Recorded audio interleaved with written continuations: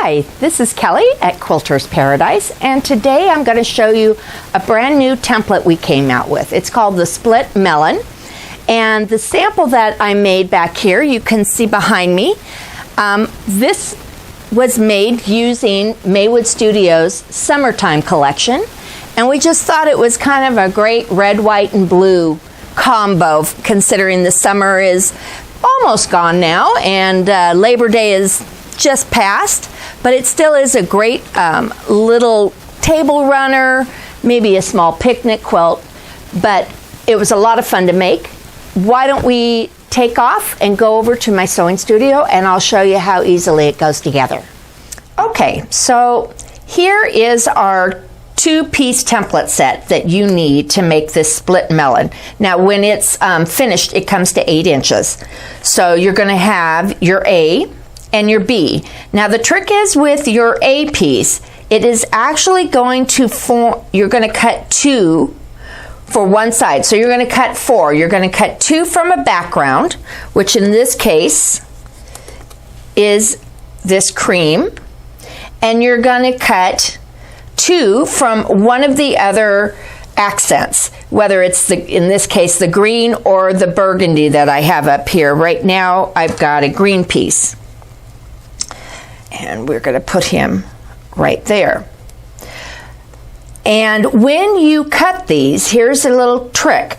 So for the background, I would definitely cut wrong sides together because you want mirror pieces, because this piece then will flip and will work for the other side. So you want to cut them wrong sides together. Okay, wrong sides together. For these pieces, same scenario, wrong sides together cut so you get a mirrored image for each side.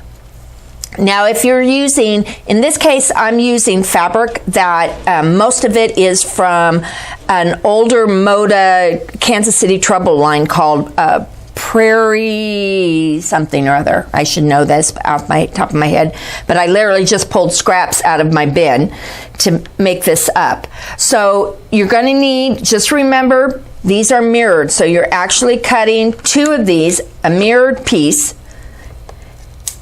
here, all right, and you're going to do that twice for either side. And of course you're going to want to use your handy dandy 28 millimeter cutter, and my favorite thing, the fingertip stiletto by Missy Carpenter, Traditional Primitives. I use this pretty much anytime I sew these templates, making them up. So let's go over and I'll show you what we need to do to get started. Okay, so we have our 2 B pieces, the mirror image of each other. We're going to put these right sides together, and we're going to sew, of course, our accurate 1/4 inch seam to join these together. And it's a pretty straightforward, there's no slits. I mean, you just sew that straight. We're going to go ahead here. Now the next thing we're going to do is when you go to press these 2 pieces, you're going to press them open. You're not going to press to one side or the other. In this case, we're going to press your seams open. So you're going to get a lot less bulk when you put in the melon piece. All right, so I'm going to go over and press this real quick and I'll be right back. Okay, so here's our melon piece.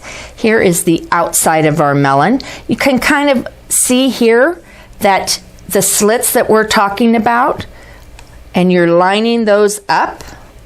By the way, I have to talk about my beautiful extension table I got for my Singer Featherweight I just got, and it's amazing. I love it. It just makes so much more sewing space for me. So anyway, what we're going to do is, let me get my thread where it needs to be. We're going to go ahead and we're going to line up with the melon on top, right side down, on top of the outside curved piece. We're going to line that straight up with the top edge, okay? We're going to take a couple of stitches, and then we're going to proceed to find our slits and line those up. You can tug, it's not going to hurt it, to make sure that you've got those slits lined up if you need to. It's pretty forgiving.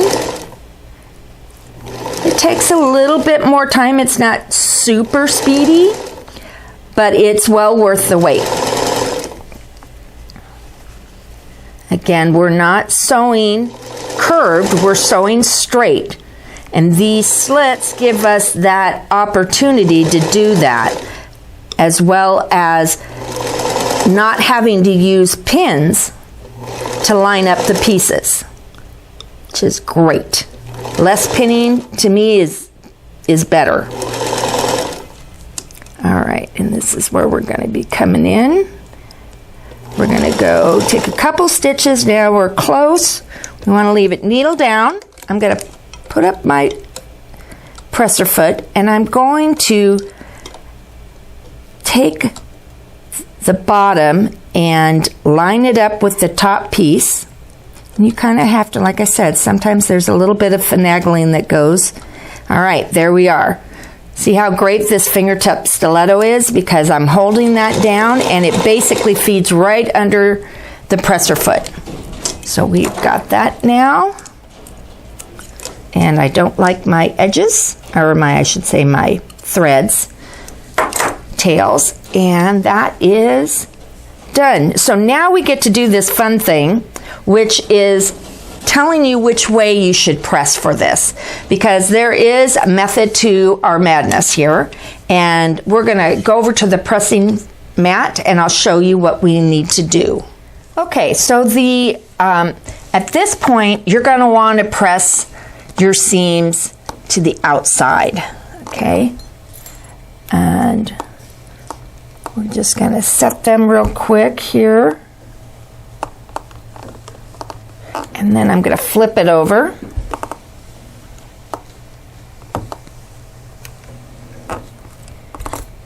Now I like to spritz it with a little bit of this best press. It's not as heavy as starch, but because we do have some narrow pieces that are coming together, it's kind of nice. It sets it.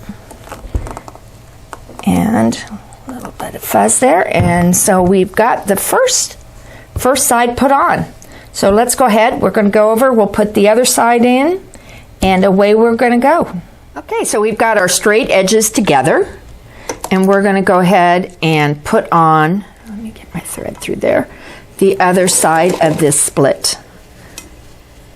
So let's go.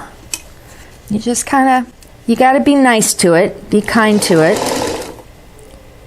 Go ahead, get this up. There we go, matching those slits. Now sometimes they're not always going to match perfectly. It's okay. It's okay. Just as long as at the end we come out good. So they don't have to do any of that ugly, icky, squaring up stuff. And we're doing real well here with our slits coming up together.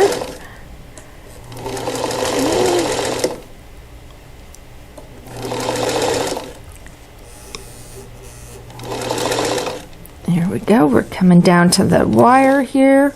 So we're going to take one more stitch. I'm going to manually put it in and put our needle down. And then I'm going to lift the presser foot and see I'm matching up again the straight edges of both pieces, and I'm going to sew right off. All right. Clip our threads because I don't like them. And there you go. You can see. So now we're going to press this guy together, and then I'll show you. I have one other split melon done, and I'll show you how you get that real fun alternate pattern when you put yours together. So let's go over to the pressing mat and we'll get going on that. So we're getting ready to press the second side, and the thing you need to remember is to press your seams all in the same direction. Okay, so in this case I'm going to be pressing now towards the melon. Okay, you can see here, got those going.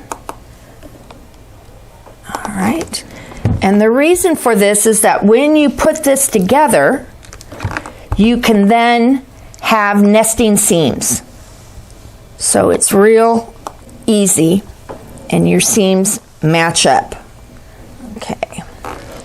And again, you might want to spritz this with a little bit of Best Press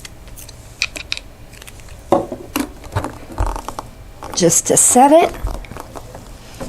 And there you go. So now I made one other block that has a different color melon, and these two wings, I guess I would call them, are a different fabric. And I'm going to show you, I'm going to bring this over and see if you can see. So when you sew these together, this is where you're going to get this really cool secondary pattern. And this is why you want to definitely do two different fabrics. You could do now on this one the same fabrics as well. Then this piece would be all one color, one fabric. It's all up to you. This is where it's fun that you get to play with it and see what you want it to look like. I like the fact that when you have 4 of these blocks together, you get this also this square, secondary square pattern in there as well. So it's all, a lot of it just depends on your fabric selection, what shows up more. Anyway, this is so easy to do. It's so fun. It's no mess, no stress, curve piecing, and I love this. So let's go head on back to the recording studio, and I'll tell you where to find these. So as you can see, it was really easy to put together. It gets so many neat combinations that you get just depending on your fabric selection. So that's it for today. I want to let you know that you can find us on a number of different social medias. We are on Instagram, we are on Facebook, we are on Pinterest, YouTube. There is options on our website to sign up for our newsletter that'll give you all the new current information that's coming out from us, new templates, maybe new patterns, ideas. So we would love for you to check us out. We have all of our templates on our website, so if you're looking to maybe pick up a double wedding ring or any of the other ones that we have come out with, you can go there and purchase them directly through our website. Hope you all have a great day, and we'll see you next time.